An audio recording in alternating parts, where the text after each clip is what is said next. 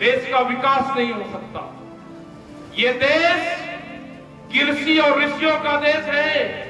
पुरानी परंपराएं हमारी रहे हैं। यहाँ की कृषि भी जिंदा रहेगी और यहाँ पर ऋषि पद्धति भी जिंदा रहेगी। तुम्हारी ठेकेदारी नहीं है सरकार की कि आप दोनों को टच करने का, कि हम देश नहीं बिकने देंगे। आज वही प्रधानमंत्री है देश को बेचने का काम कर रहा है।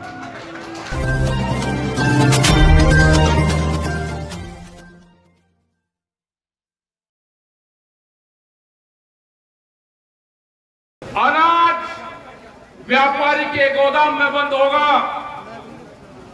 रोटी उसकी तिजोरी में बंद होगी। देश में भूख के आधार पर रोटियों की कीमतें तय होंगी।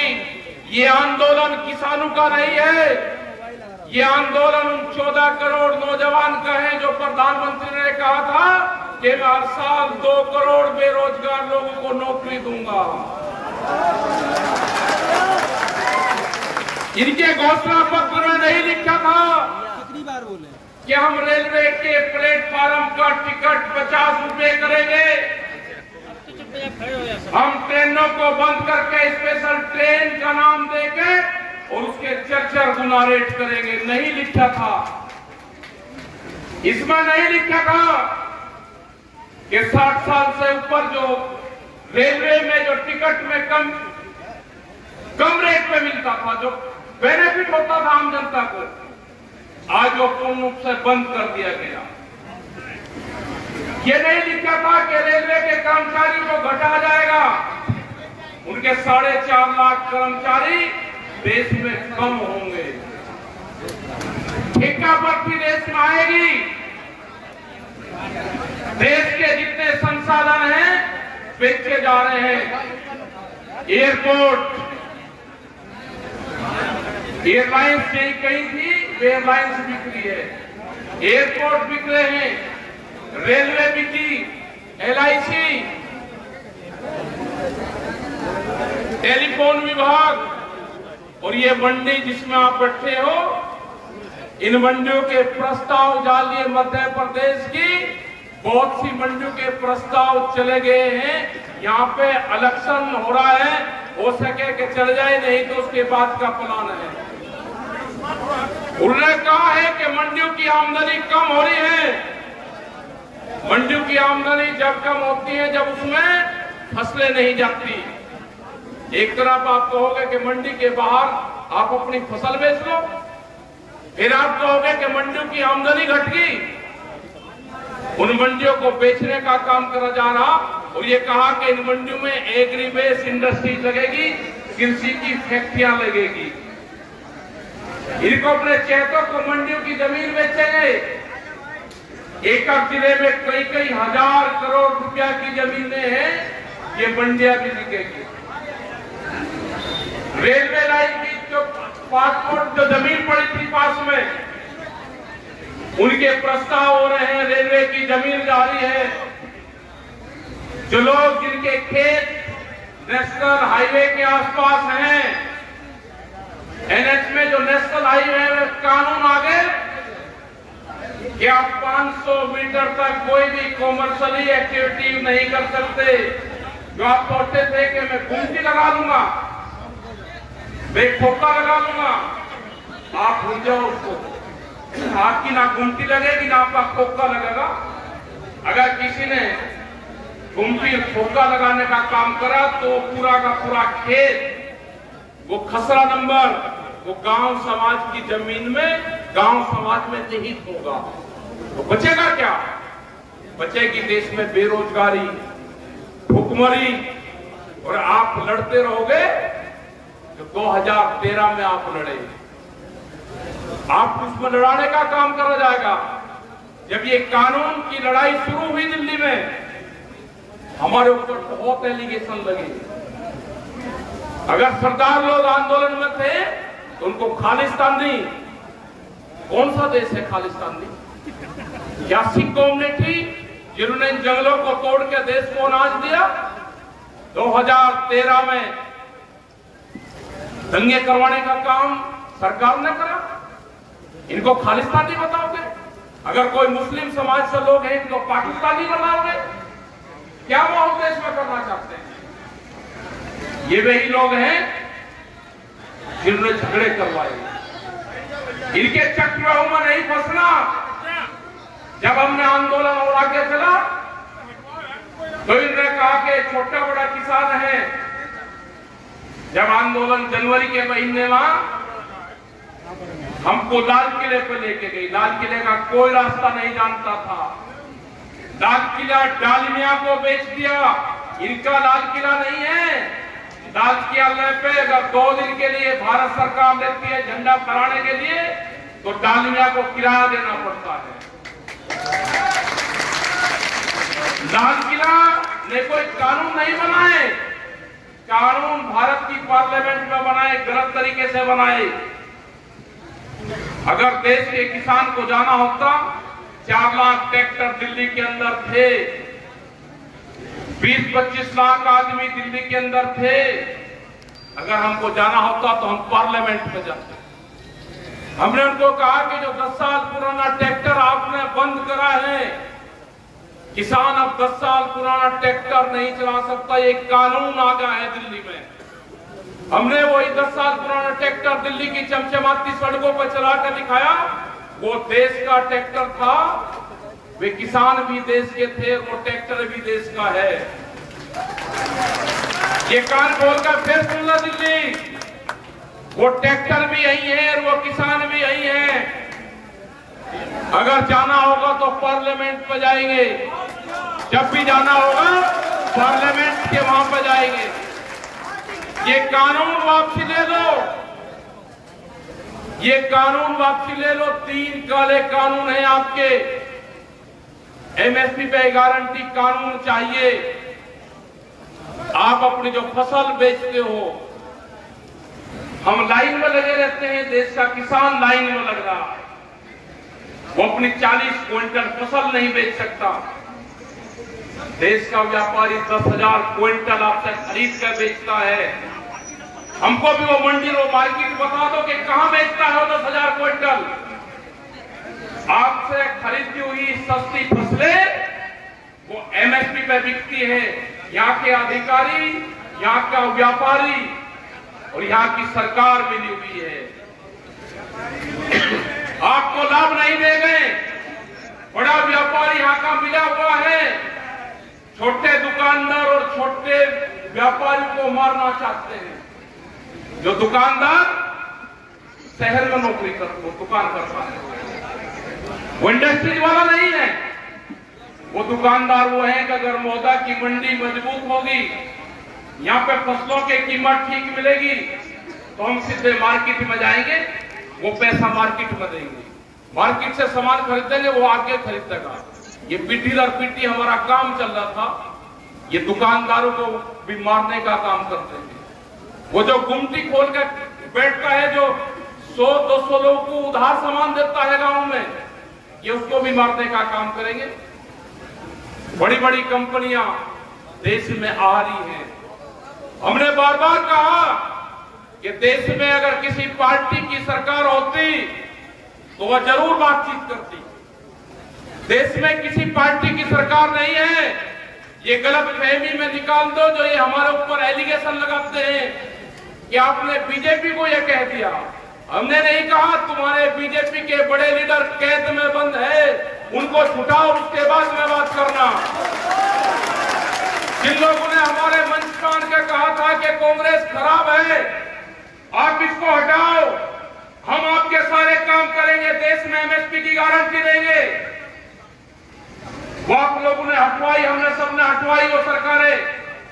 आज कहां गए आप लोग? आज कहां गए वे लोग जो हमारे मंच पर आकर भाषण देते थे? वे आज दिखाई नहीं देते, वे कैद में बंद हैं। नेता मुक्ति अभियान देश में चलाना पड़ेगा। ये सारे बंधन तोड़ के बाहर आएंगे। इनकी सरकारें नहीं है देश में। देश में है मोदी सरकार और मोदी सरकार को चलाती है कंपनियां। ये कंपनी राज देश में नहीं चलेगा। कंपनी राज नहीं चलेगा। नारे भी सरकार बताएगी कि कौन सा नारा लगेगा। कोई एडवाइजर बॉडी की मेंबर नहीं है कि नारे कौन सा लगेगा। नारा जो लगेगा देश में वो लगेगा। हमको संविधान में राइट्स दिए गए हैं कि हिंदुस्तान में रहने वाली हर जातियां, हर धर्म के लोगों का सम्मान होगा। कौन पूजा पद्धति कैसे करेगा उसका सम्मान करा जाएगा। यहाँ पे हमको राइट्स दिए गए हैं संविधान में। हमने नारे भी लगाए जो हमको संविधान ने दिए, वे नारे भी लगेंगे और तुम्हारे खिलाफ आंदोलन भी चलेंगे। ये किसान, ये देश का नौजवान, ये महिलाएं, ये दुकानदार आपके खिलाफ निकल चुका है। आप जो एलिगेशन लगाओगे हम उनको सहन करेंगे। हम आपको देश नहीं बिकने देंगे। ये एक बहुत बड़े बड़े भाषण आपने कहे कि हम देश नहीं बिकने देंगे। आज वही प्रधानमंत्री है देश को बेचने का काम कर रहा। हम आंध्र प्रदेश में गए, विशाखापट्टनम, वहां पे 6 गांव के किसानों ने 22,000 एकड़ जमीन विशाखापट्टनम स्टील प्लांट जो भारत सरकार का एक उद्योग है उसको दी फ्री ऑफ कॉस्ट 22,000 एकड़ जमीन। जब उसमें कुछ काम चला लोगों ने वहां पे आंदोलन करा। 32 लोग उस आंदोलन में मारे गए किसान। आज वो पूर्ण रूप से भारत सरकार को आमदनी देने वाला एक बड़ा उद्योग है। उसकी कीमत 3.5 लाख करोड़ से 4 लाख करोड़ है। उसको 14,000 करोड़ रुपए में अडानी को बेचा जा रहा। देश बिक रहा है। हम धर्मवाद में हैं। देश बिक रहा है। हम धर्मवाद में इसको छोड़ना पड़ेगा। सबसे पहले प्रायोरिटी हमारा नेशनल फ्लैग है, तिरंगा। हमको जो राइट्स दिए गए हैं उसके नीचे हमको आंदोलन करने पड़ेंगे। हमको संविधान बचाने का आंदोलन करना पड़ेगा। बाबा भीमराव अंबेडकर जो हमको विरासत दे के गए उसकी लड़ाई हमको लड़नी पड़ेगी। जो चौधरी चरण सिंह, चौधरी टिकैत साहब जो आंदोलन की राह पर हमको दे के गए, हम आज उस भूमि पाए जो एक क्रांतिकारियों की भूमि है, जो झांसी की रानी की भूमि है, जो आला उदल की भूमि है, जिन्होंने अन्याय के खिलाफ हमेशा जंग लड़ी। उसी भूमि से आए कि उठो, जागो और लड़ो। आज टाइम आ गया। अपनी फसल और अपनी नस्ल बचाने का आज टाइम आ चुका है। आने वाली पीढ़ी आंदोलन नहीं कर सकती। यहाँ पे बहुत संस्थाएं देश की बिखरी है। जो भी युवा है, जो मिलिट्री के अंदर है, हमने बार बार कहा कि जो हमारा जवान मिलिट्री या पुलिस फोर्स में है वो अपनी ड्यूटी कर अपना काम करे, टैंक चलाने का काम करेगा। जो युवा किसान है वो अपने खेत में ट्रैक्टर चलाने का काम करता है, वो चलाता रहे। और जो दूसरा युवा है जिसपे ट्विटर और कंप्यूटर और मोबाइल चलाने का काम आता है, वो ट्विटर से इन जालिमों का मुकाबला करना पड़ेगा। हम इनके काबू नहीं आए। आमने सामने की जंग में हम इनके काबू नहीं आ रहे। हमारा आंदोलन पिछले 10 ये कहते हैं कि नारे क्यों लगाए, नारे लगते रहेंगे। हिंदुस्तान में रहने वाले हर आदमी नारा लगाता रहेगा, लेकिन तुम ये बचाओ कि देश बिकना कम बंद करोगे।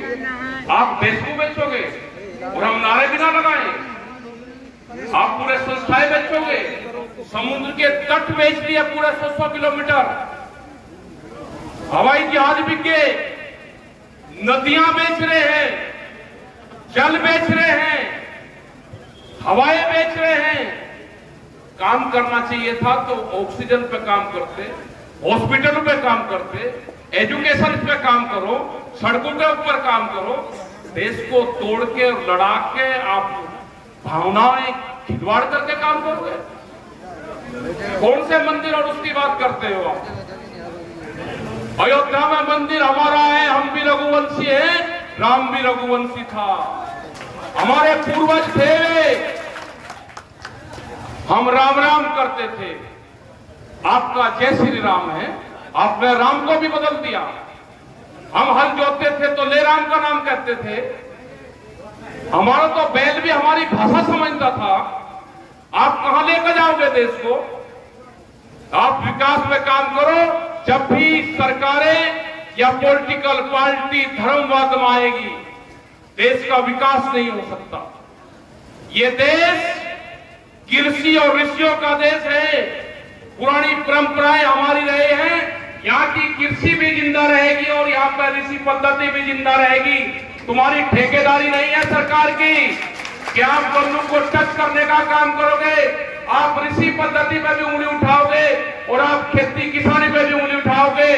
ये देश जब तक आंदोलन करता रहेगा, देश का जवान, जब तक आप ये देश को बेचना बंद नहीं करोगे, आप हमको लड़ा के देश को बेचोगे, देश नहीं बिकने देंगे। ये देश का 14 करोड़ नौजवान खड़ा हो चुका है, जिसको आपने बेरोजगार करा। ये खड़ा है आज तुम्हारे सामने। तुम आओगे ना बीच में, तुम गए बंगाल के अंदर, तुम गए बांग्लादेश में, कि हम आजादी की लड़ाई में शामिल थे। बांग्लादेश की कहां से आजादी की लड़ाई लड़ी गई? बांग्लादेश में गए, हम गए, वहां पे एक मुट्ठी चावल मांग रहे थे ये वहां के किसान से। हमने उनको बताया कि एक मुट्ठी चावल की कीमत मांगो। जैसे ही वहां के किसानों ने कीमत मांगनी शुरू करी, ये वहां से बैक हो गए, भाग गए। ये आएंगे आपके बीच में भी। आप भी प्रचार करो प्रधानमंत्री का, और हम भी प्रचार करेंगे देश के प्रधानमंत्री का। ये ध्यान से सुन लेना, आपके बीच में आएंगे ये लोग अब दिल्ली से। देश के प्रधानमंत्री ने कहा कि 2022 में किसान की आमदनी दुगनी होगी। ये ध्यान से सुन लेना सब लोग। 1 जनवरी से बिकने वाली हर फसल की कीमत दुगनी होगी। देश की सरकार ने कहा 3 महीने का टाइम है। 1 जनवरी से बिकने वाली हर फसल के रेट एमएसपी पे दुगने चाहिए। ये हमारा आंदोलन का नारा होगा। इनसे क्वेश्चन करना कि 2011 में जब नरेंद्र मोदी गुजरात के मुख्यमंत्री थे, एक फाइनेंशियल कमेटी थी 11 मुख्यमंत्रियों की, उसमें एक कमेटी के अध्यक्ष थे। वहां से एक प्रस्ताव गया था कि एमएसपी को गारंटी देनी चाहिए। ये प्रस्ताव 2011 में मुख्यमंत्री की जो फाइनेंशियल कमेटी थी उसके रिकमेंडेशन थी। उस टाइम पे ये उस कमेटी में थे। आज ये देश के प्रधानमंत्री हैं। हमको गारंटी चाहिए, एमएसपी पे गारंटी कार्ड आप दोगे तो आप काबू में आना। आपसे क्वेश्चन लोग करेंगे। भाई आगे अपनी फसलों को आधे रेट में नहीं बेचेंगे। एमएसपी पे गारंटी कार्ड। 2022 में फसलों की कीमतें दुगनी। बुंदेलखंड में अगर जिस जमीन पे हम आए, यहाँ पे अन्ना पशु जो पड़ता है पूरा बर्बाद होते हैं खेत हमारे यहाँ के। यहाँ के डैम, 3 डैम यहाँ के प्रस्तावित अभी है, वे डैम यहाँ के बने। अन्ना प्रथा यहाँ की पूर्ण रूप से खत्म हो, किसानों को लाभकारी मूल्य मिले। जो हजारों नौजवान रोज यहाँ से 10 से 15 हजार लोग बहुत गाड़ियों में, पूरे बुंदेलखंड के लोग दिल्ली और शहरों में काम करने के लिए जाते हैं। इतनी बेरोजगारी, खनन संपदा बुंदेलखंड में भरी हुई है नीचे। उसका लाभ यहाँ के किसानों को नहीं है, यहाँ के व्यापारी को नहीं है, यहाँ के दुकानदारों को नहीं है, यहाँ की जनता को नहीं है। यहाँ का नौजवान बेरोजगार है, उसको उठना पड़ेगा, आंदोलन का रास्ता पकड़ना पड़ेगा। दिल्ली में आप लोगों को आना पड़ेगा। आपको ट्रेन के माध्यम से, आप दूसरे माध्यम से आप दिल्ली आओ। दिल्ली में लड़ाई जारी है, दिल्ली में आंदोलन जारी है। भारत सरकार को हमने कहा है कि हम बातचीत के लिए तैयार है। देश का किसान कंडीशनल बात नहीं करेगा। आप कहते हो कि कानून वापसी नहीं होंगे, बातचीत कर लो।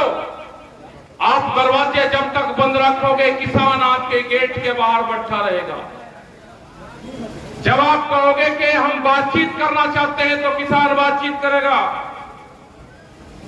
लेकिन कंडीशन बातचीत नहीं करेगा किसान। जो भी बात होगी कमरे के अंदर होगी। आप देश के पत्रकारों को गुमराह कर रहे हो, बार बार बयान देते हो आप इनके माध्यम से। आप कंडीशन लगा के बातचीत करना चाहते हो। आपको कानून भी वापसी लेने पड़ेंगे और एमएसपी पे गारंटी कानून भी बनाना पड़ेगा। आपको 10 साल पुराने ट्रैक्टर की भी परमिशन देनी पड़ेगी।